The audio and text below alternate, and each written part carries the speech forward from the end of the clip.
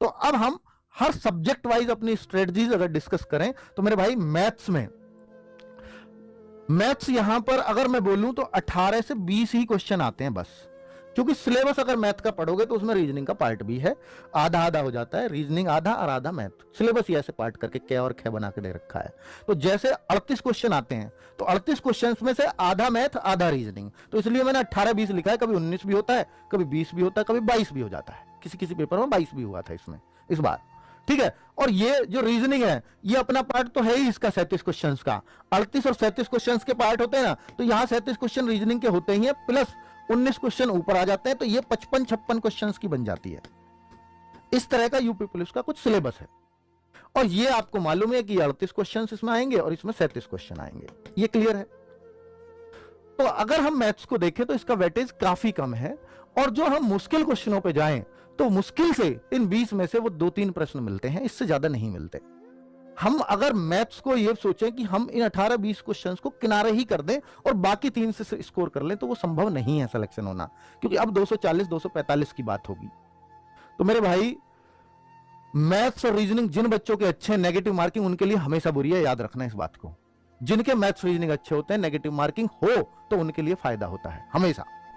जिनका maths reasoning में से कुछ खराब हो उनके लिए नेगेटिव मार्किंग ना हो तो अच्छा है, क्योंकि वो मैथ्स में भी तुक्का मार लेते हैं, और जिनका मैथ्स अच्छा होता है वो तब तुक्का नहीं मारते, अब तुक्के वालों के भी सही निकल सकते हैं, इसलिए कह रहा हूं ये नेगेटिव मार्किंग है ना।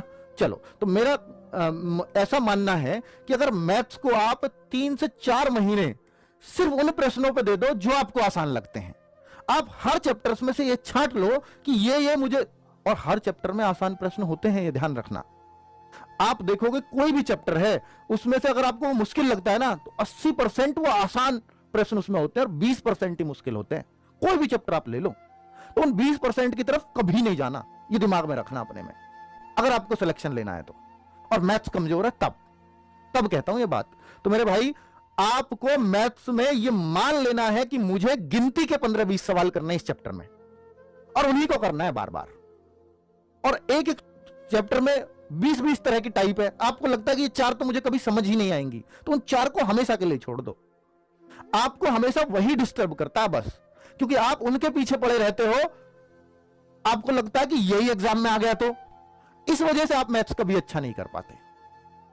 इस चीज को दिमाग से निकाल दो कि ये एग्जाम में आ गया, तो वो आएगा ही नहीं। आपको ये मानना है अगर मैथ्स अच्छा करना है तो, कि मान लो मैंने प्रॉफिट लॉस चैप्टर लिया, प्रॉफिट लॉस में से 20 टाइप के सवाल हैं और ये मुझे 4 टाइप बिल्कुल समझ नहीं आती, तो मैं ये मानूंगा कि ये 4 टाइप एग्जाम में आएंगी ही नहीं, तो मैं अपना मैथ्स स्ट्रॉन्ग कर पाऊंगा।